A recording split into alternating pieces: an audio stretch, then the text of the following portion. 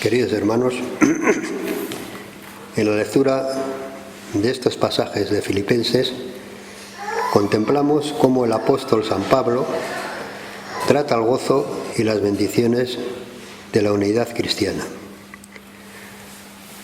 Pablo se enfrenta aquí con las causas y motivos de la desunión y las dificultades por causa de las falsas doctrinas y de aquellos que anteponen los legalismos a una vida de fe y esperanza. El apóstol comienza en una nota en su carta en la que se dirige a los filipenses diciendo: por lo demás, hermanos, gozaos en el Señor. Pablo se dirige a los filipenses con lo que es común a todos los cristianos. El llamar hermanos aquí, el apóstol no quiere asumir ningún plano de superioridad, ni siquiera apostólico. Por el contrario, su mensaje está basado en la relación de amor, unidad estrecha que debe existir entre los creyentes. Se trata de un gozo continuo y constante que es necesario y posible en la vida de un cristiano, cuando éste está en unión y comunión con el Señor. David, en uno de sus salmos, que hemos leído hace un momento, cantó al Señor con estas palabras: vuélveme el gozo de tu salvación. Todo cristiano ha sido colocado por el Espíritu Santo en amor y unidad con Cristo, y es en esta realidad donde al creyente encontrará verdadero gozo. Sin embargo, cuando esto no es así, hay tristeza en la vida del creyente, no gozo como nos dice Pablo. Cuando la comunión con el Señor es plena, entonces hay gozo y alegría en el corazón de los creyentes. A través de toda la epístola, Pablo invita a los filipenses y nos invita a nosotros a mantenernos gozosos en medio de cualquier circunstancia, y nos enseña que hay un lugar común donde todos podemos estar gozosos. Ese lugar es el Señor. Todo cristiano tiene el privilegio de tener el gozo de Cristo. Jesús dijo a sus discípulos: estas cosas os he hablado para que mi gozo esté en vosotros y vuestro gozo sea cumplido. Cuando un hijo de Dios está en íntima comunión con el Señor, el Espíritu Santo genera un gozo que jamás podrá ser igualado. En estos versículos se nos dice que nos guardemos. ¿Por qué nos tenemos que guardar? Pablo utiliza el simbolismo de los perros en estos versículos. El perro es un animal que en la cultura judía era considerado inmundo, pues comía otros animales muertos. Lo que nos está diciendo es que velemos para no ser sorprendidos por los peligros que nos acechan.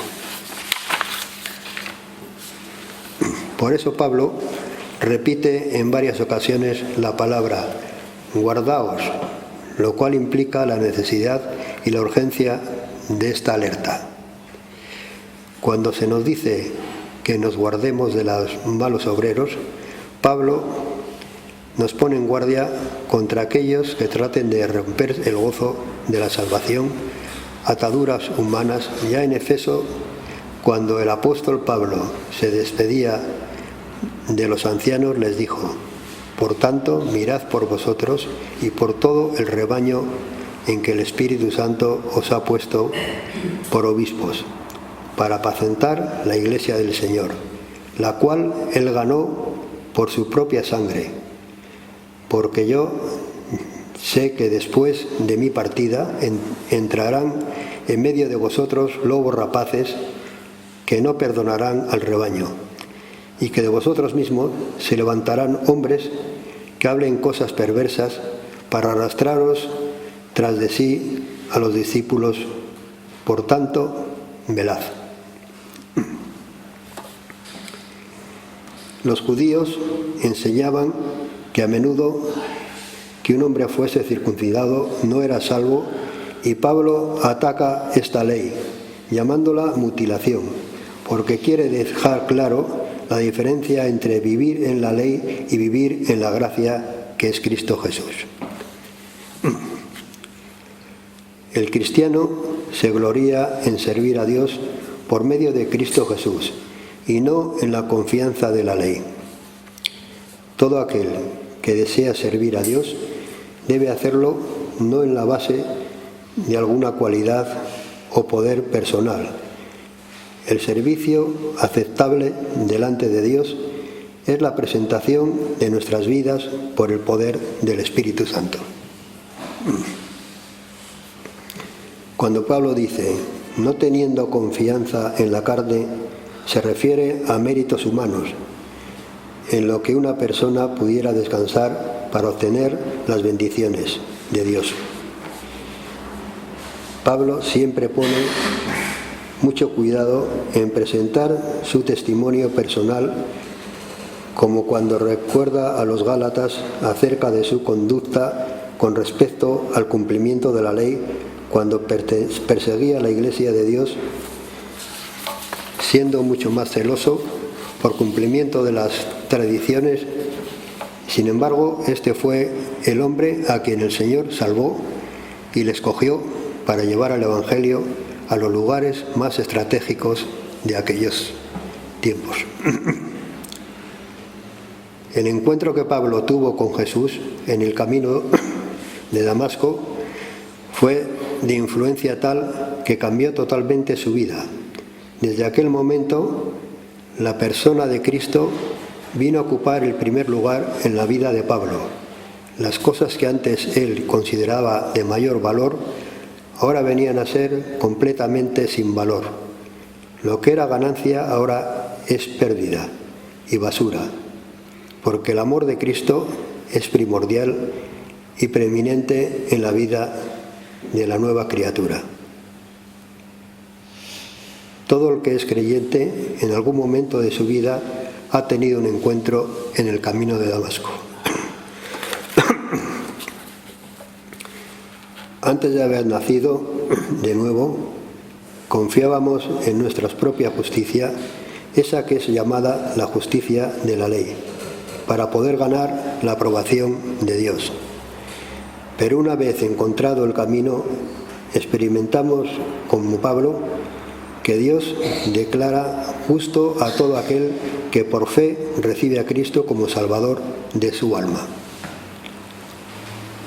Al ganar a Cristo, obtenemos por medio de la fe dos cosas: unión con el Señor al ser hallados en Él, y justicia de Dios, la justicia que es de Dios por la fe. Nosotros, como creyentes, al igual que Pablo, no podemos estar satisfechos solamente con haber sido salvados y justificados por el Señor, sino que también tenemos que desear tener un conocimiento por experiencia de Cristo, del poder que levantó a Jesús de los muertos y de los padecimientos que el Señor sufrió durante su ministerio terrenal. Debemos conocer a Cristo no solo de manera intelectual, sino personal, salvadora y por experiencia en nuestro corazón. Pablo lo explica de esta manera: llevando en el cuerpo siempre por todas partes la muerte de Jesús, para que también la vida de Jesús se manifieste en nuestros cuerpos. Porque si somos muertos a la ley de la carne, es semejante a su muerte, también lo seremos en la de su resurrección. Y si morimos con Cristo, creemos que también viviremos con Él. Ahora bien, no caigamos en el error de creer en una santificación inmediata cuando conocemos al Señor. Ya Pablo nos alerta en este sentido cuando él mismo dice en el versículo 14, prosigo a la meta.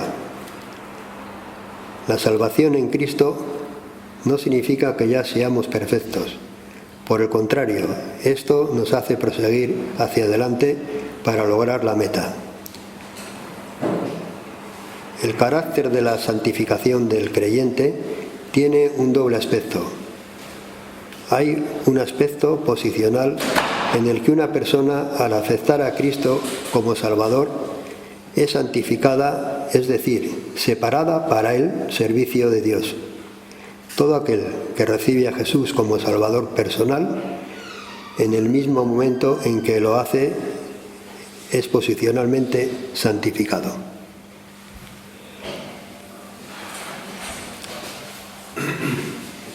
Pero también hay un aspecto práctico en la santificación, en el cual el creyente, a medida que su vida se conforma a la imagen de Cristo, va siendo progresivamente santificado.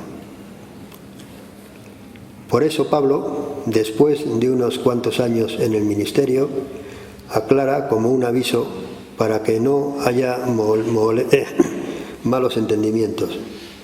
No que lo hayamos alcanzado ya, si bien no nos aclara qué es lo que no he alcanzado.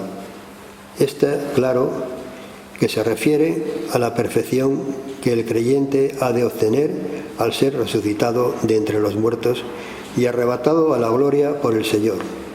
De aquí que añada, ni que ya sea perfecto.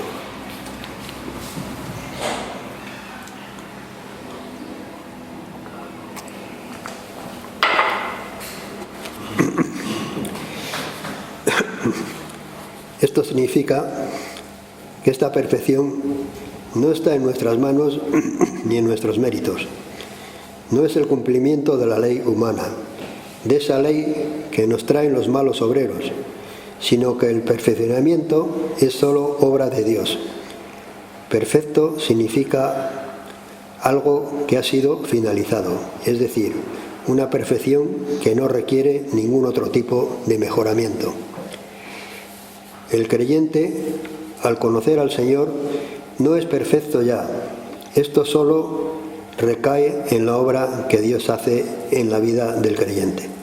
Por eso es que, como dice Pablo, tenemos que proseguir hacia la meta, porque la actuación de Dios en cada creyente es permanente. Algunos predicadores han enseñado y todavía enseñan la pérdida de la naturaleza pecadora después de que una persona ha sido salvada. Pero esta doctrina es un gran error y no tiene fundamento bíblico, sino por el contrario, la Biblia nos enseña que el creyente que ha caído en pecado tiene la oportunidad de confesar sus pecados y recibir el perdón. Esto nos enseña la palabra de Dios.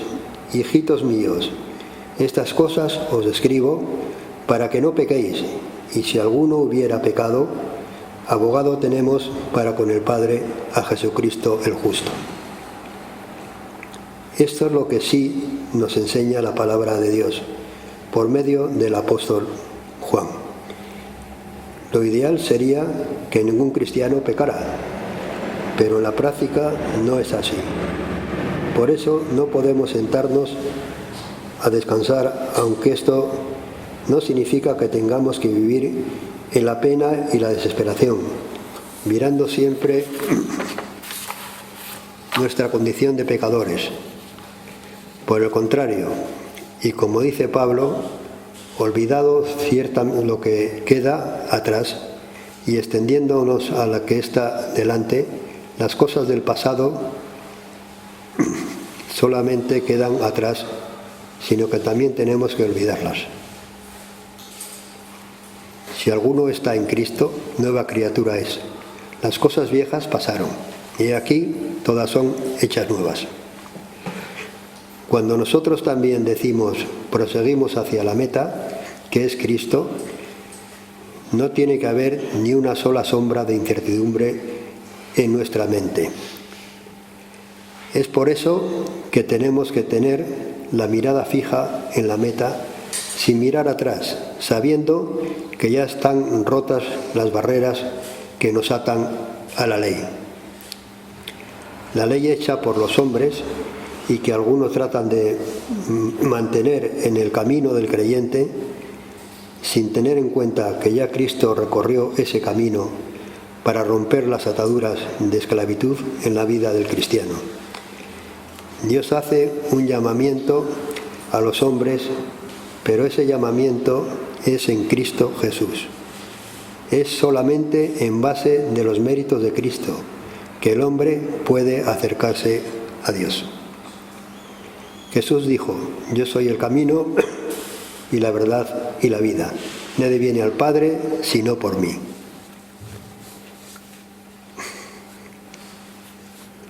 La plena comunión con Dios, el hermanamiento entre los creyentes, la lectura y meditación de la palabra de Dios y el vivir una vida cristiana son remedios eficaces para el desarrollo espiritual.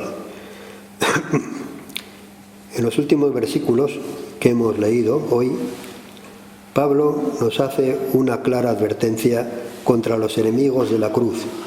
Nos exhorta a mirar con detenimiento, a confiar en el poder del Espíritu Santo para no dejarnos arrastrar por aquellos que profanan, que profesan ser cristianos y viven vidas indignas de imitar, porque el cristiano no tiene normas rígidas como el que vive bajo la ley.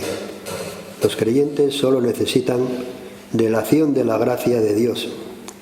Desde siempre, mucho falso maestro enseñaban de doctrinas erróneas, se han introducido en la Iglesia de Cristo, y a los tales es a los que llama Pablo enemigos de la cruz. Estos, con sus vidas y normas de falsa espiritualidad, totalmente humanas, niegan la eficiencia del poder del Señor. Estos enemigos de la cruz no conocen, aunque ellos crean que sí, el poder salvador que hay en Cristo Jesús crucificado. En cambio, para los hijos del Dios, la esperanza está en la manifestación gloriosa de Jesucristo para levantar a los creyentes en una resurrección incorruptible, en la que nuestros cuerpos serán transformados por el poder de Dios para que sean semejantes al cuerpo de la gloria de Cristo. Esto es, el cuerpo con el cual Jesús resucitó. Porque nuestra ciudadanía, está en los cielos, de donde también esperamos al Salvador, al Señor Jesucristo. Que así sea en todos nosotros. Amén.